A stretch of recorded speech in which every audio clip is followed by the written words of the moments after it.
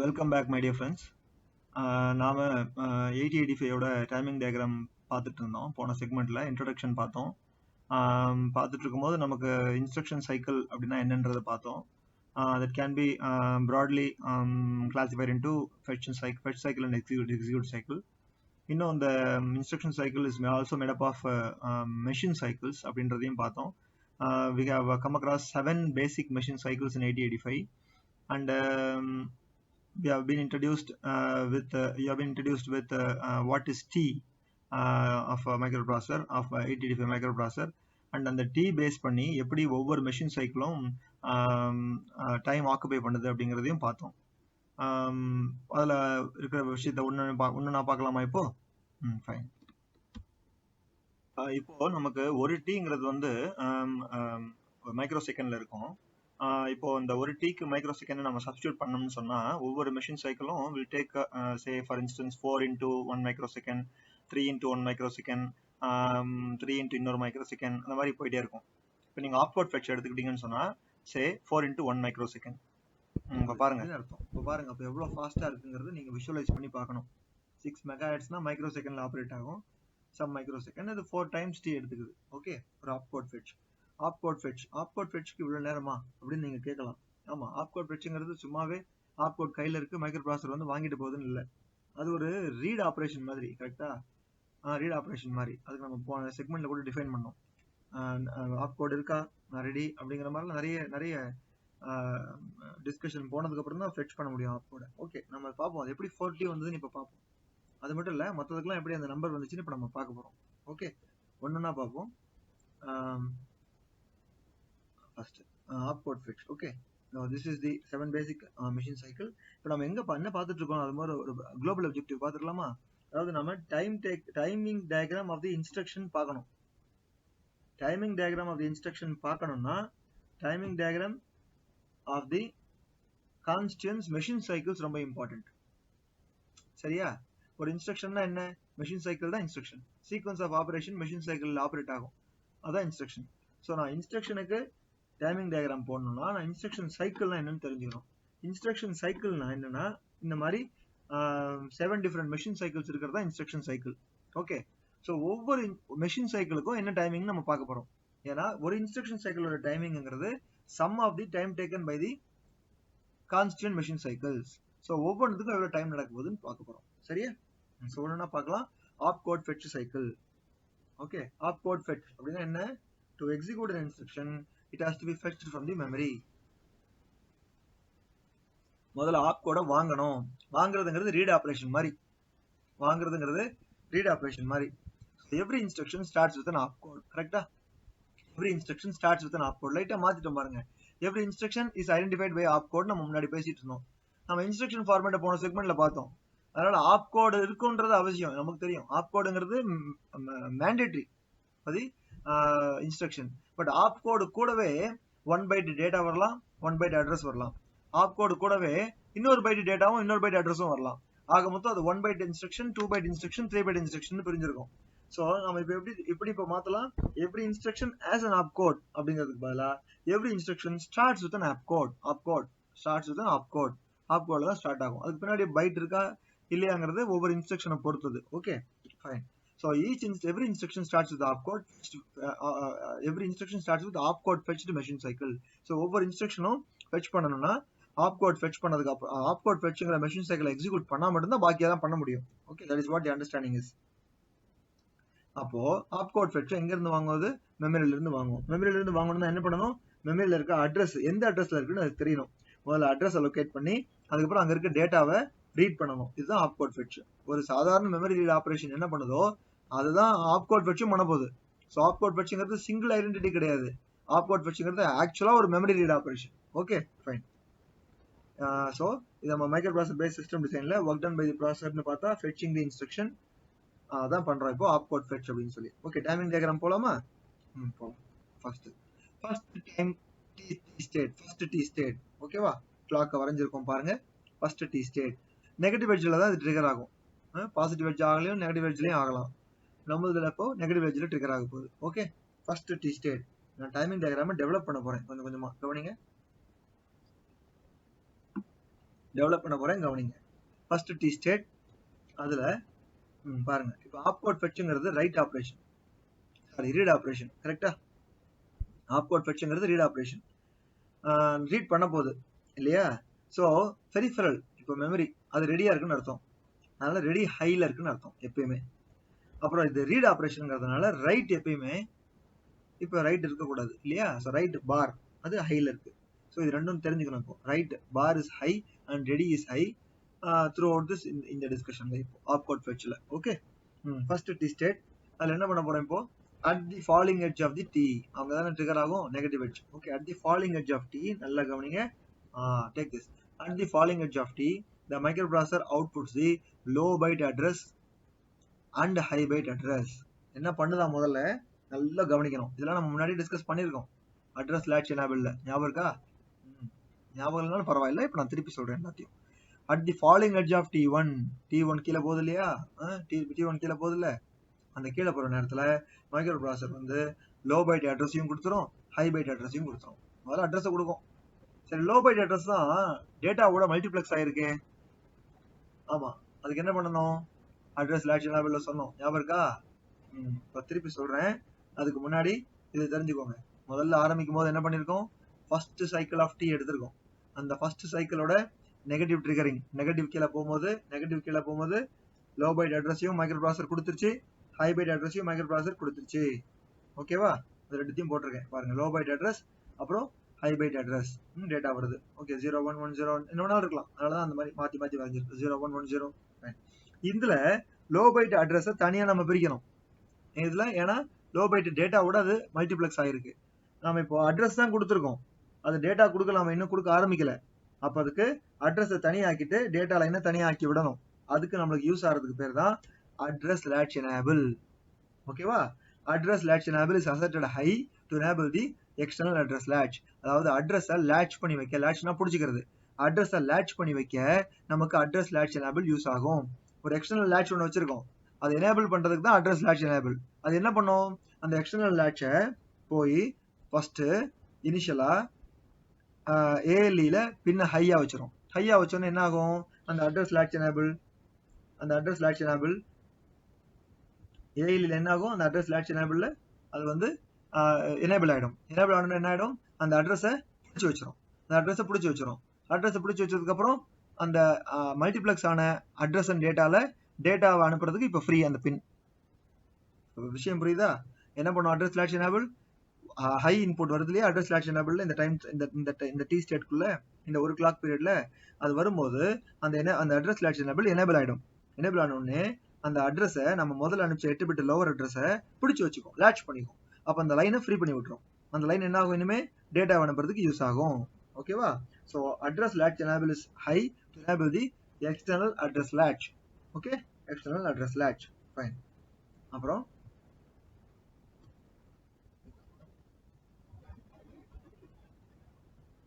Fine. இப்போ other signals are asserted as follows. ஓகே, என்ன பண்றாங்க? இப்போ அட்ரஸ் latch enable இப்போ ஹை மட்டும் தான் ஆயிருக்கு. ஹை ஆனோன்னா என்ன ஆகும்? அட்ரஸ் latch enable பிடிச்சி வச்சுக்கும். இப்போ அவ்வளவுதான். இப்போ இந்த டைமிங் டயக்ராம் நம்ம அவ்வளவுதான் பார்க்கிறோம். இப்போ அதர் கண்ட்ரோல் சிக்னல்ஸ் இதெல்லாம் கண்ட்ரோல் சிக்னல் இருக்குங்கிறது நம்ம இது வரைக்கும் பார்க்கல இல்லையா? ஃபைன். இப்போ நம்ம என்ன பண்ண போறோம்? ரீட் பண்ண போறதுனால மெமரி ரீட் பண்ண போறோம். ஏன்னா ஆப்கோட் அங்கதானே இருக்குது, அதனால மெமரி ரீட் பண்ண போறோம். நம்ம மெமரி ரீட் பண்ணணும்னா மைக்ரோ ப்ராசஸர்ல ஸ்டேட்டஸ் சிக்னல்ஸ் நம்ம படிச்சோம், ஞாபகம் இருக்கா? ஸ்டேட்டஸ் சிக்னல்ஸ் இந்த டேபிளை பாருங்க, உங்களுக்கு தெரியும். Other control signals are asserted as follows. இந்த டேபிள் பாருங்க. Memory read operation, memory write operation, input output read, opcode fetch, interrupt acknowledge. So memory write operation மாதிரி தெரிஞ்சா கூட, மெமரி ரீட் ஆபரேஷன் மாதிரி தெரிஞ்சா கூட, ஆப்கோட் ஃபெட்ச்ங்கிறது தனி ஸ்டேட்டஸ். ரெண்டுத்தையும் பிரிக்கிறதுக்காக வேண்டி, ரெண்டும் ஒன்றும் சொல்லிட முடியாது, பட் ரெண்டும் ஒரே ஆபரேஷனை தான் செய்யுது. பட் ரெண்டுத்தையும் பிரிக்கிறதுக்காக வேண்டி நம்ம ஆப்கோட் ஃபெட்ச்னு ஒரு புதுசா ஒன்று டிஃபைன் பண்ணி வச்சிருக்கோம். அந்த ஆப்கோட் ஃபெட்ச்ல இந்த status signal should be 1 and IO/M bar அப்படின்னு இருக்கு இல்லையா? அதுல நாம IO/M bar, IO வந்து ஆக்டிவ் ஹை, M வந்து ஆக்டிவ் லோ.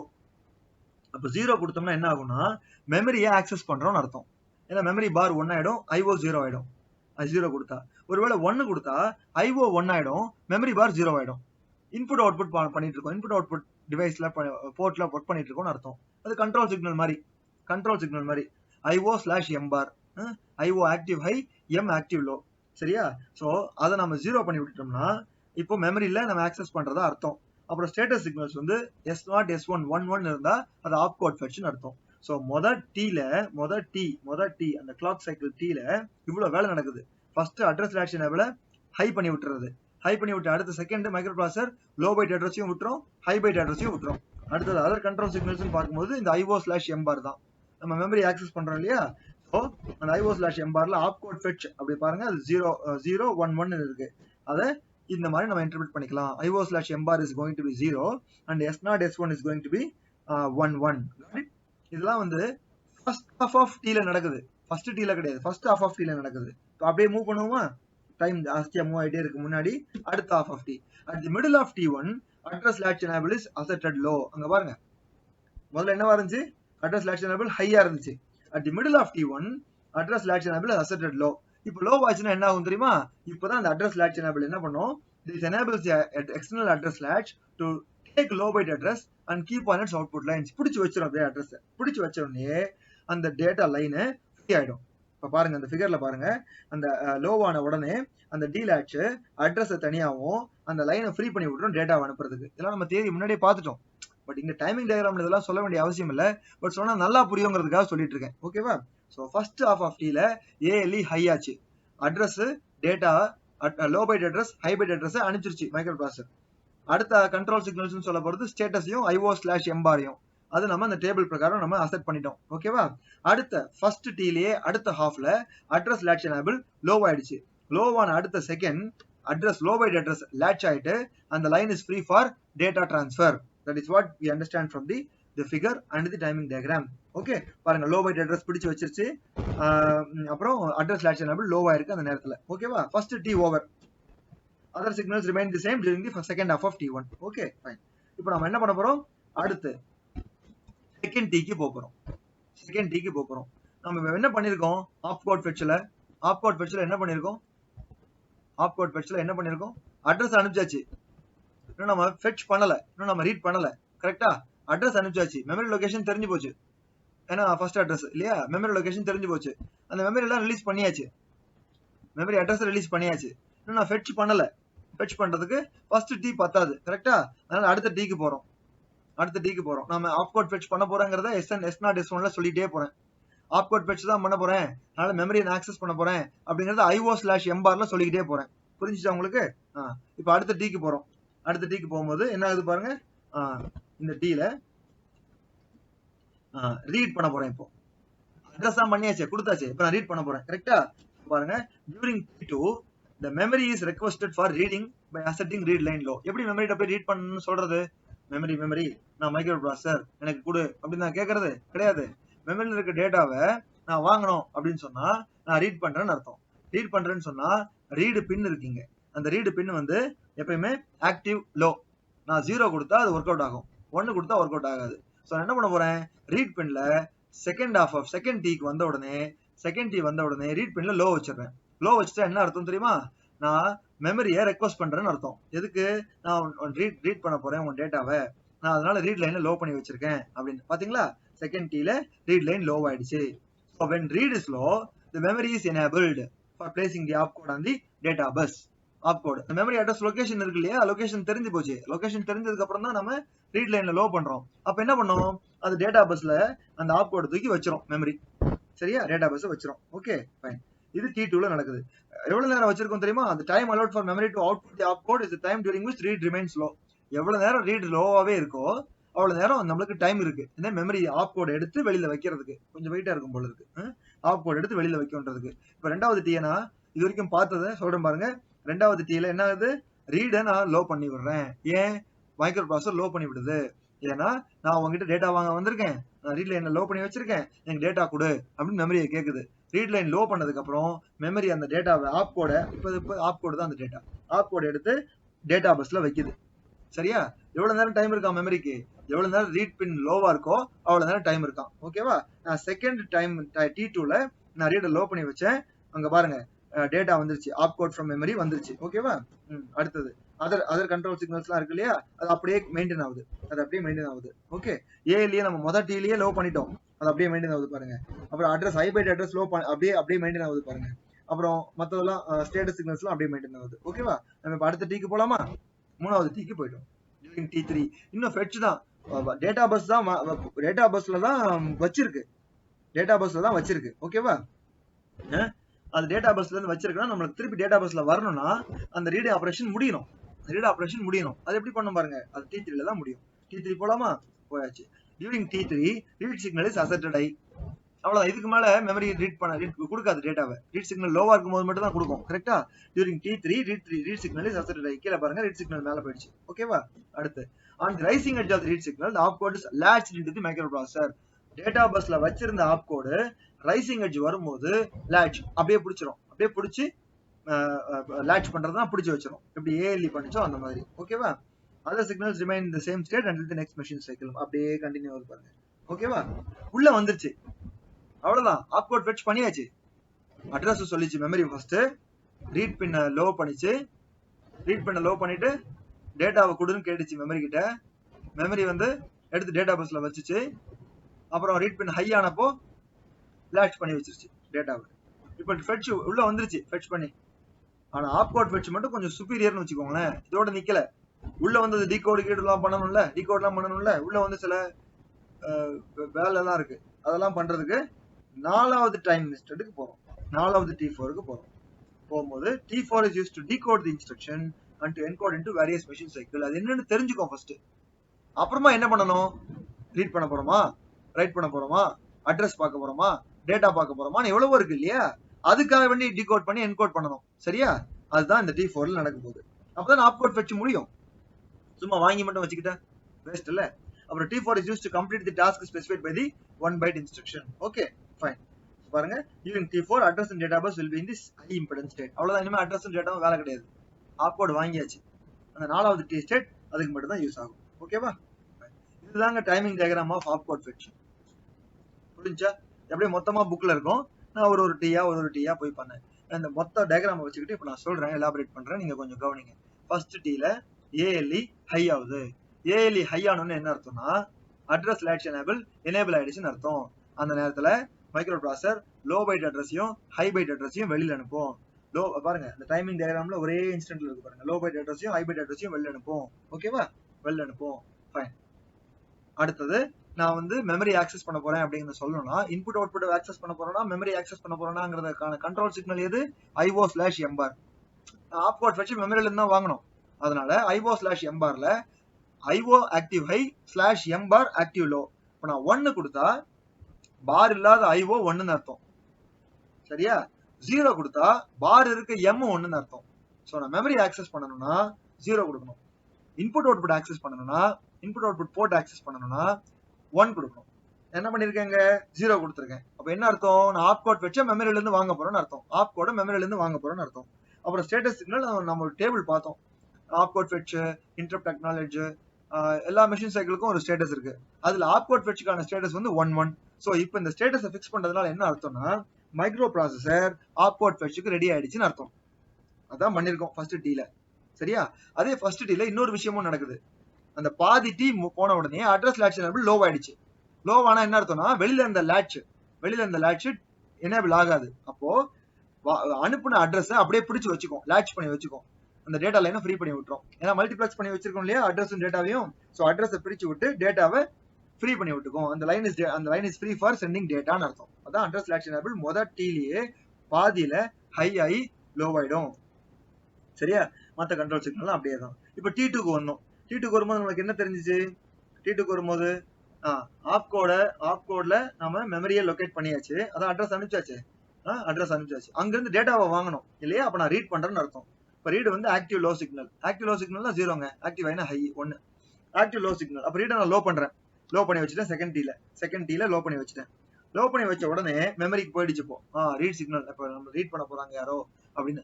சரியா, அப்ப ரீட் பண்ணி 0 வந்த உடனே தட் அவுட்புட்ல ஆப்கோட் தூக்கி வச்சிரும், டேட்டா பஸ்ல ஆப்கோட் தூக்கி வச்சிரும். ஓகேவா, other signals will be maintain the same. அப்புறம் தேர்ட் டைம் இன்ஸ்டன்ட்ல அந்த ரீட் சிக்னலை ஹை பண்ணி விடும்போது வெளியில இந்த டேட்டா பஸ் latch பண்ணி அந்த ஆப்கோடு உள்ள வந்துரும். ப்ராசஸருக்குள்ள வந்துடும். எவ்வளவு நேரம் அந்த ரீட் சிக்னல் லோவா இருக்கோ அவ்வளவு நேரம் அது டேட்டாவை கொடுக்கும், அதுக்கு மேல டேட்டாவை கொடுக்காது. ஓகேவா? அதான் நம்ம பார்த்தோம். இப்போ டேட்டா உள்ள வந்துருச்சு, ஆப்கோட் உள்ள வந்துருச்சு. இப்போ ப்ராசஸருக்கு என்ன வேலை? அதுக்கப்புறம் அதை டீகோட் பண்றது, என்கோட் பண்றது, அதுக்கப்புறம் ஏதாவது மெஷின் சைக்கிள் இருக்கா, இன்புட் அவுட்புட் ரீட் இருக்கா, இன்புட் அவுட்புட் ரைட் இருக்கா, மெமரி ரீட் இருக்கா, மெமரி ரைட் இருக்கான்னு பார்க்கணும். 1 byte 2 byte 3 byte இன்ஸ்ட்ரக்ஷன் எல்லாம் பார்த்தோம் இல்லையா? அதுக்கான டைம் தான் அந்த லாஸ்ட் T4. இந்த டைம்ல அட்ரஸ் டேட்டா பஸ் வந்து ஹை இம்பிடன்ஸ் ஸ்டேட்டுக்கு போயிடும். புரிஞ்சிச்சு நினைக்கிறேன். ஆப்கோட் ஃபெட்ச் கரெக்டா? இதுதான் மெஷின் சைக்கிள், ஆப்கோட் ஃபெட்சோட machine cycle. It takes 4T for executing the opcode fetch machine cycle. Okay, can we move to the other thing? அப்ப இன்னொன்னு படிச்சாதான், இன்னொரு மெஷின் சைக்கிள் படிச்சாதான் இது இதையும் கம்பேர் பண்ணி படிக்கும் போது நல்லா புரியும். பார்ப்போம். இதுல வந்து ஆப்கோட் ஃபெட்ச் இதை ஒண்ணு முடிச்சிட்டோம், டிக் அடிச்சுக்கலாம். இப்ப அடுத்தது போலாமா? Memory read cycle. ஆப்கோட் ஃபெட்ச்லயே உள்ளுக்குள்ள பார்த்தோம்னா அது மெமரி ரீட் தானே. ரெண்டுத்துக்கான வித்தியாசப்படுத்தணுங்கிறதுனாலதான் ஸ்டேட்டஸ் சிக்னல் எல்லாம் வேற வேற, அது வேற விஷயம். பட் ஆக்சுவலா நீங்க மெமரியில போய் தானே டேட்டாவை அட்ரஸ் லொகேட் பண்ணி டேட்டாவை வாங்கிட்டு வரீங்க. சரி, ஆனா மெமரி ரீட்னு தனியா ஒண்ணு இருக்கு. ஓகே, 2 byte இன்ஸ்ட்ரக்ஷன்ல மெமரியில ரீட் பண்ணி ஒரு ரெஜிஸ்டர்ல வைக்கணும் அப்படின்னா 2 byte இன்ஸ்ட்ரக்ஷன். இதுதான் அதெல்லாம் நம்ம பார்த்தோம் முன்னாடி. புரியுதா 2 byte இன்ஸ்ட்ரக்ஷன்னா என்னன்னு? இப்போ மெமரி ரீட் பண்ண போறோம், பாப்போமா? Memory read cycle is executed by the processor to read the data from the memory. மெமரியில இருந்து ஒரு டேட்டாவை ரீட் பண்றதுக்கு மெமரி ரீட் சைக்கிள் வேணும். சரியா? பாப்போமா? இதே மாதிரி தான் திருப்பி ஃபர்ஸ்ட் டி பாதி ப்ராசஸ் அதே தாங்க. பாப்போமா? பாப்போம். இதுல என்ன ரீட் பண்ண போறோம்? Write will be always high, write வந்து active low, ready will be high. ஓகேவா?